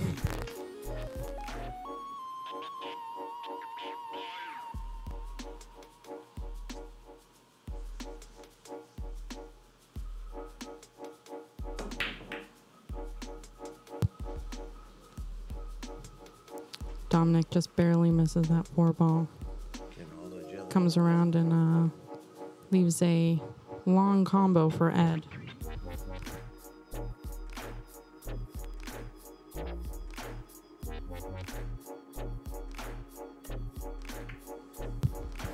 Ed opts for the safe once again, though.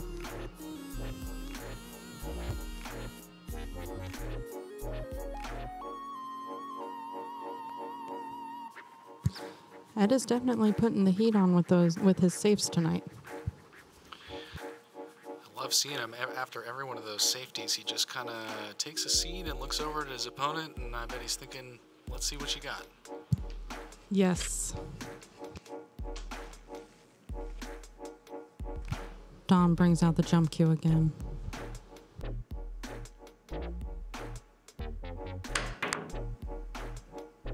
Makes a wonderful hit and almost pockets that 4-ball. Nice try, buddy. Nice try.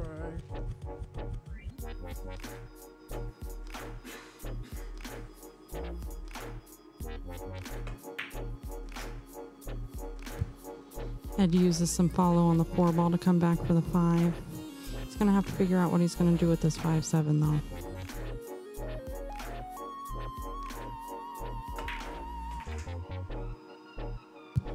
He drew out of it a little bit, left himself a long, steep 7.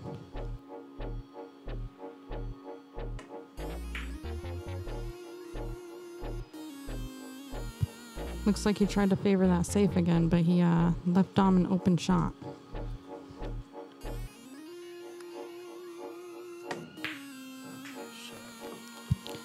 Dominic drills it. Makes it look easy, but those long shots are anything but.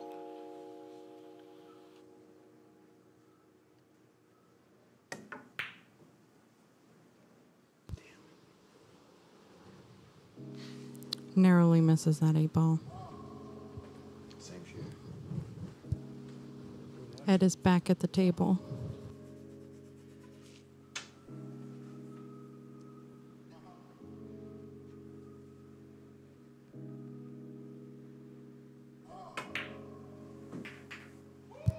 Ed comes with a nice reverse cut there. Sets him up nicely for the 9-ball.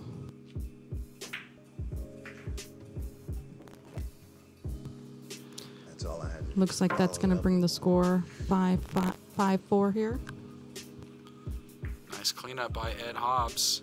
Quick shout out in the Facebook chat room, Bella White. Thanks for the kind words about the music provided by one of our sponsors, Beat Boy Radio, which is going to be relaunching its live radio stream in just a couple weeks here. We'll keep you updated for when you can tune into that in the future. But in the meantime, every Wednesday night we'll be playing that Beat Boy Radio playlist here the whole show long.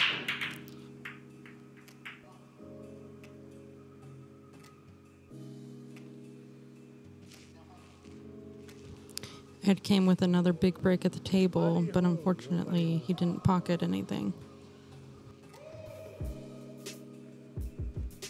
He got the balls moving though.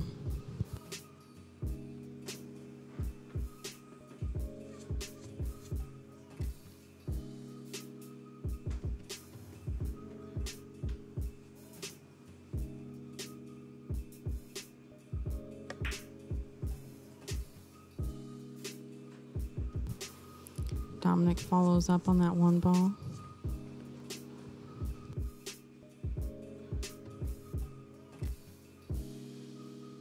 Is that the dryer or the dishwasher? You can turn it off.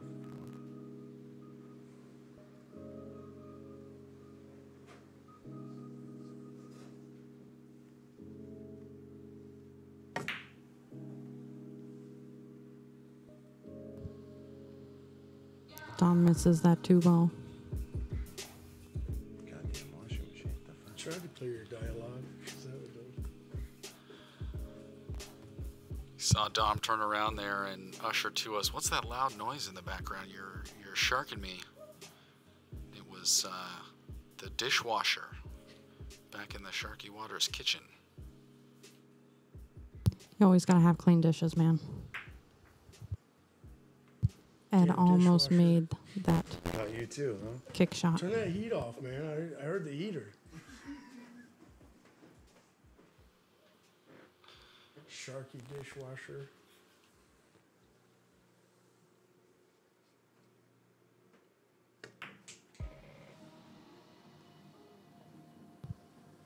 Ed comes around a couple of rails for that 3-ball from the 2. He has such a long arm span, he didn't even have to get the bridge out for that shot.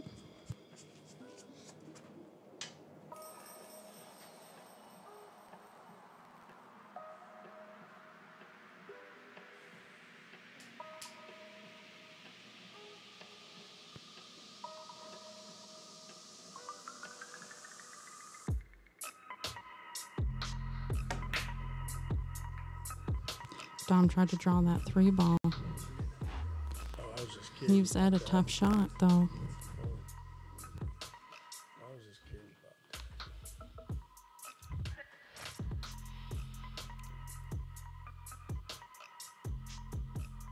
Put this guy in jail where he belongs.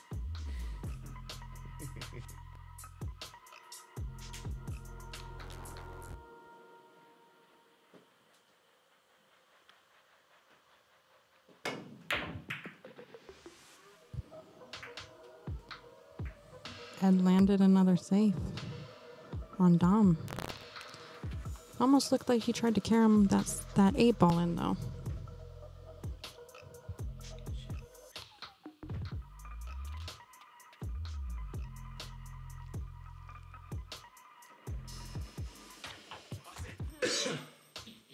Dom is contemplating the kick.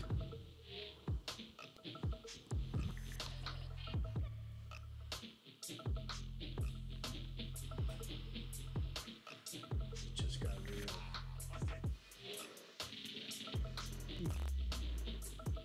Squeaky floor, sharpy waters.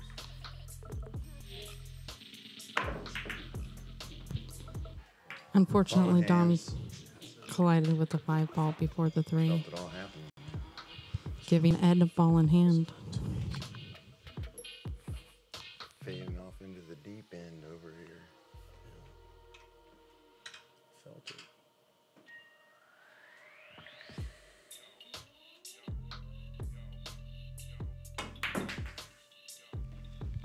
Ed uses some bottom right hand English to come back for the 4 ball. Good, Dom. Looks like he may have hooked himself a little bit, though, with that 9 ball. Hard to say with how he's been playing. Wouldn't put any object ball near the 9 ball as being safe. Put in. I have to agree. He knows that 9 ball is money. That's for sure. You think they'll tell me how to get behind that 9? 'Cause I don't see it. Here, maybe cue ball suck in its gut. I see a way. I got hit really good, huh? I see a way.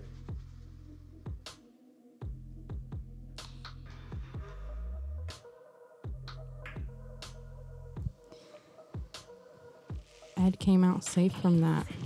Hit it nice and easy. Put the 9 ball between the 4 ball and the 2 ball. Dom is breaking out the jump cue again.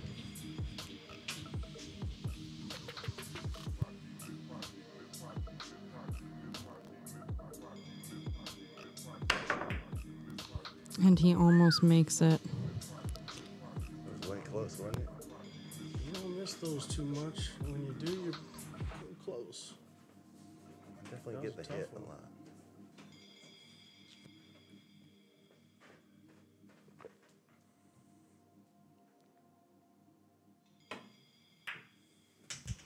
Ed pockets the 4 ball. Goes down to the end rail and comes back up for the 5.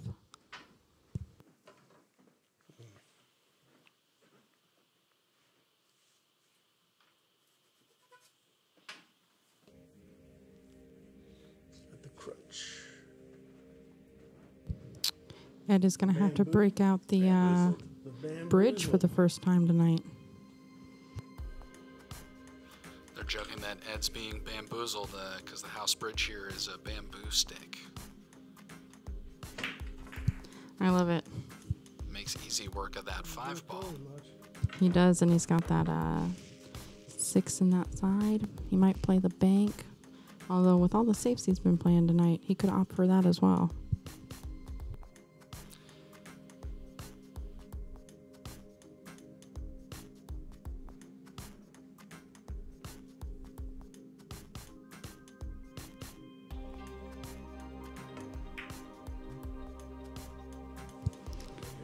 Looks like he tried the side pocket there. Hit the corner of the pocket. Leaving it open for Dom.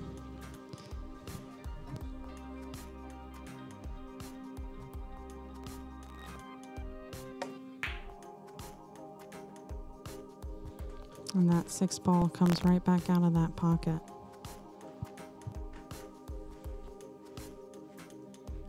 Looks like it might be pretty long and straight here, though. Tough shot.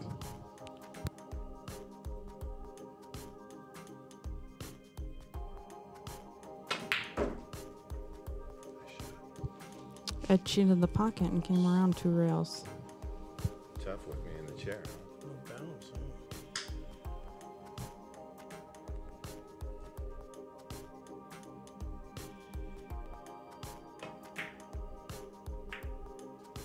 And Ed tried to play a really nice carom there from the 7 to the 8 ball. The bottom corner. Barely misses. Definitely makes contact with the 8 ball though. He even tricked me for a minute. It looked like it was about to go in. Dom tried to bank the 7 into the 8. That 8 is just hanging there in the pocket for the taking.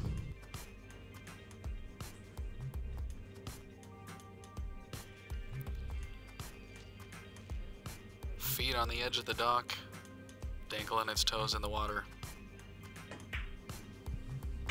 Ooh, Ed tried to make both of them there.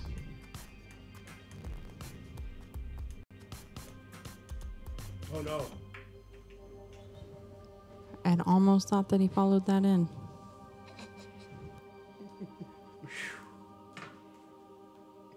Hi.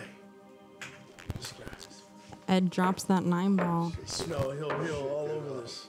bringing the Back score it, stack it. to 5-5. I don't know. Maybe afterwards, but you and me can talk.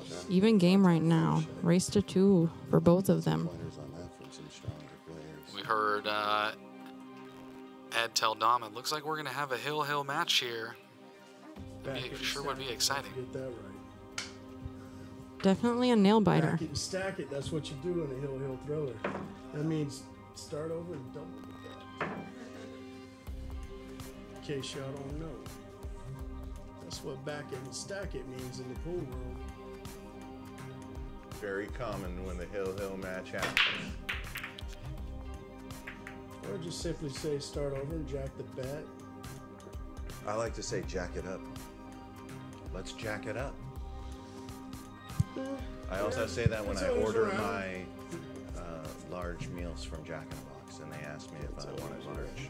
And I'm like, yeah, what do you guys do? You super size? No, you guys jack it up, right? Jack me up. See, I got him. I got his mind. He's thinking about other things. It's a Jedi mind trick of it all. Makes easy work of that 1 ball. Jeez, don't encourage him. Gets a great shot on the 2.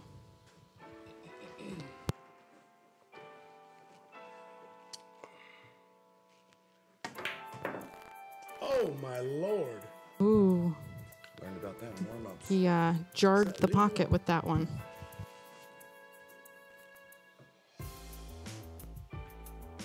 This is wrong. This is brutal. Just that Fish pocket. out of water. Like skipping rocks.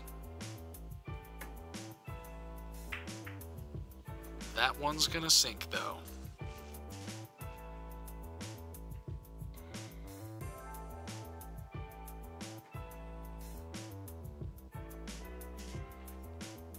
It's got a tough shot on this 3 ball though.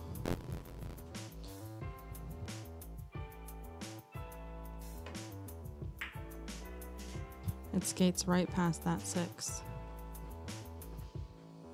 I think Ed's gonna try and use the 6 ball here.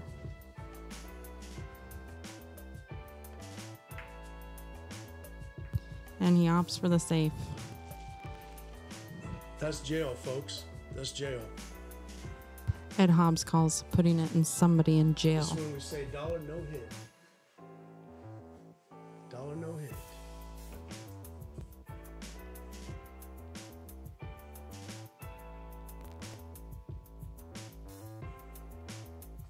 Dominic is measuring out a 2-rail kick for this 4 ball.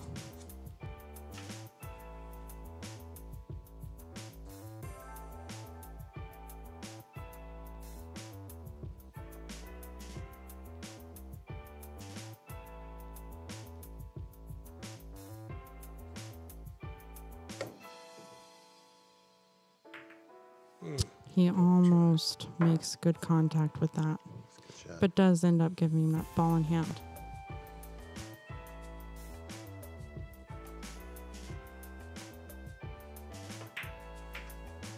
Worried about scratching up there. It stop shots that 4 ball. All sharp, man. That's how it's rolled. I mean, look, it's like maxing out. Doing a push-up for this guy.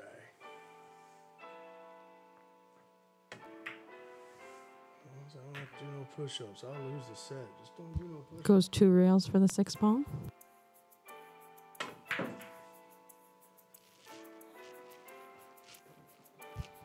Top right to bring it back around for the 7.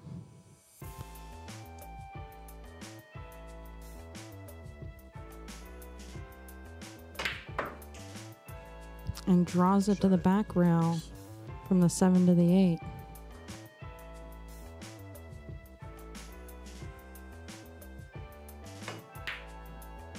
And that looked like the shot that we had in our warm-up drill right there. Missed it.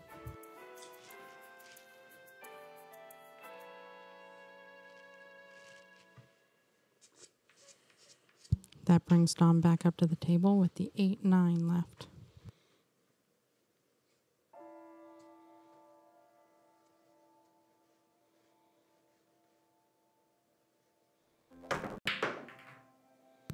Tried to do.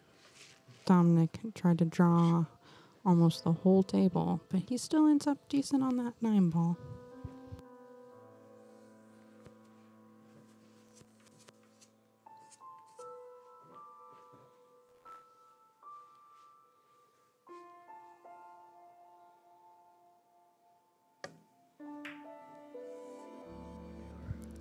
He overcuts that 9 ball, but he did it on the pro side and ended up leaving Ed real tough.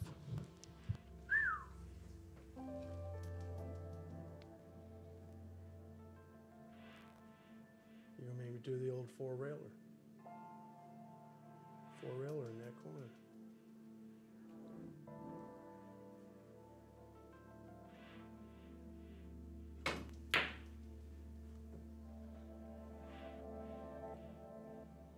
It was close. Ed tried to play a 4-rail with that 9 ball. He was telling Dominic about it before he took the shot. He laughs and says it was close. It was within 3 feet.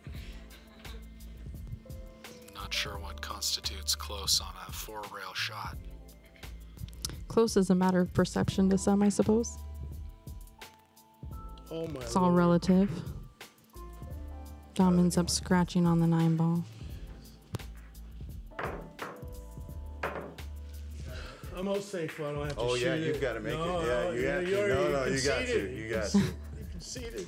No, you're right. Eric, the What- clock doctor, now I'm keeping us bound in to line. scratch. I'm not Yeah. doing these damn push-ups. I'm not doing these goddamn push-ups. Hey, Look at it. It's tracking, guys. Ed that's pockets like the that most 9 nervous ball, shot of the night. which brings it 6-5. That would have been so bad. Ed is up 1 game. Oh, it This will is. be, I believe, Miscue. Ed's first lead Miscue, totally. I believe you're of the right. night. I believe you're right, yeah. Little Can't believe that stayed up, even though you barely overcut it. It looked like change it was of pace here, change of in. momentum. Reject on this table. We're getting down into those clutch games. May as well get a 9-ball snap and get it over with. Right?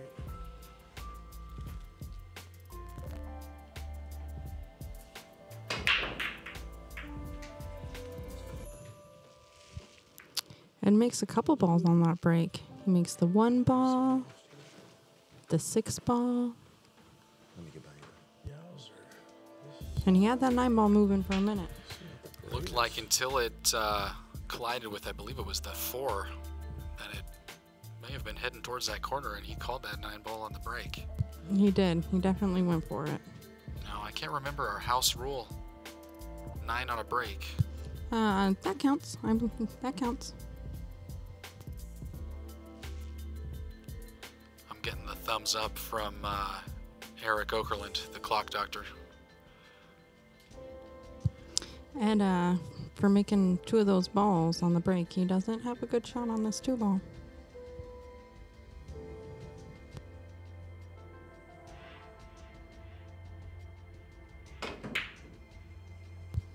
He makes a good connection though, and it goes in that bottom corner after baking around the table a couple times. Pretty close to making that 9. He still has a tough shot on this 3 ball though.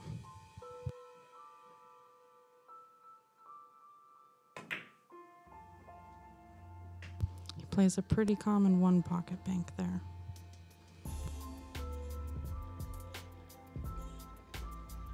He's hooked himself on the 4 ball again. He's not having an easy time with this rack.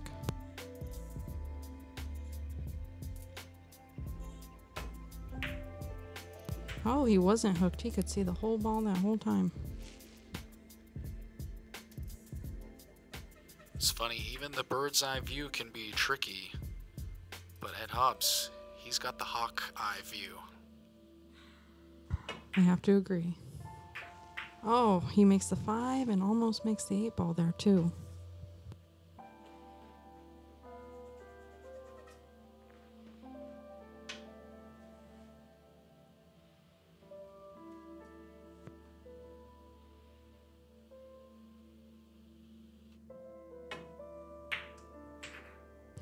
Pockets that 7 ball. Brings it back around past the side pocket.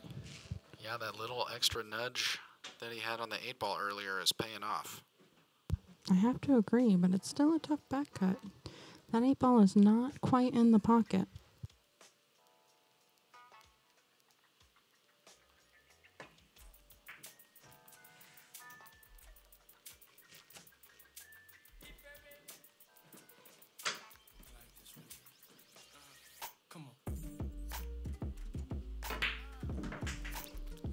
Ed pockets the 9 ball. Win the match. Final score was 7-5. Sweat, man. That was a good set. Good set. Pretty cool, right? I know you let me get it back in it. I know it.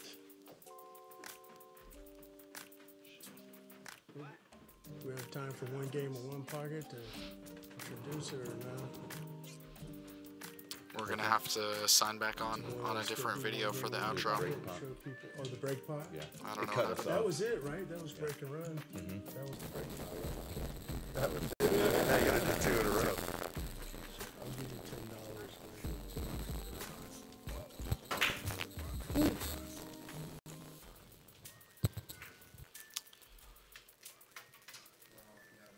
I don't know why Facebook cut out, but the rest of them didn't. So let's Keep rolling. let's just. All right, guys. It looks like we're going to be doing the break pot up next. Are we on the right camera?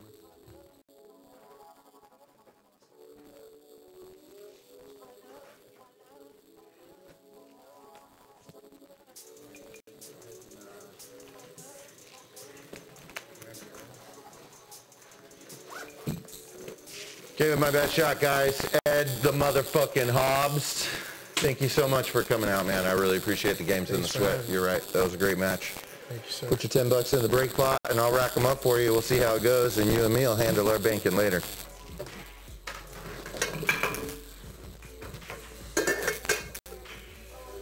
Smells good in there. I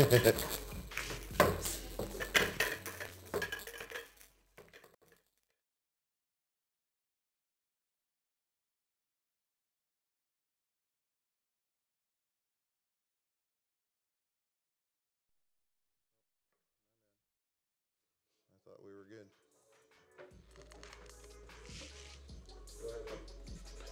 All right, Ed's up. He just broke and ran out. Now he's going to see if he can do it again for winning the break pot, sponsored to you by Golden West Games, my faithful employers. Good luck, brother. Thank you, sir.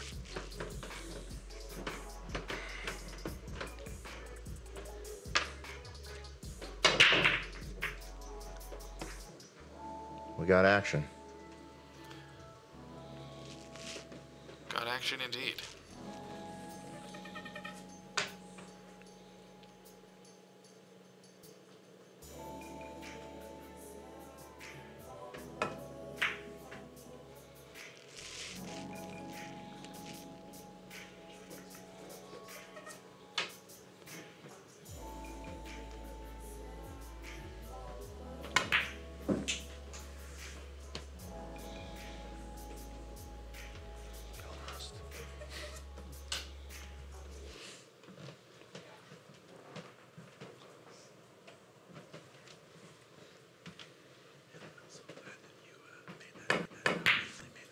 Yeah.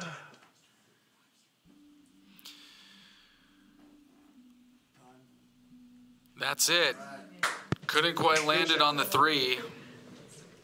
Rattlesnaked it. Yeah, I was wanting to go for the side. I was trying to leave for the 3 on the side, but I messed up. You have to switch on the cue card for the final. 5-9 sitting there all juicy. Thanks, everybody, to the guests, to the crew, to everybody who viewed, people who are on the chat rooms and commenting. Remember, like and share. Please follow and subscribe. That does us a lot. We're just trying to help promote the community of pool. We're doing a lot of hands, and a lot of people are doing a lot of things to be able to bring this to you on your screens and devices, and we're really just asking you to use one finger to touch a couple times. It'd be really great if you do that. It'd be real supportive. We hope you got some good practice with this week's drill. Remember, perfect practice makes perfect performance. And enjoy peace.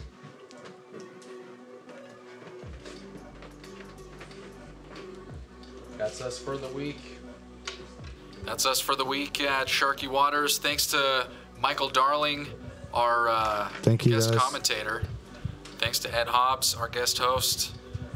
We will see you guys again next week. Practice those drills. Later.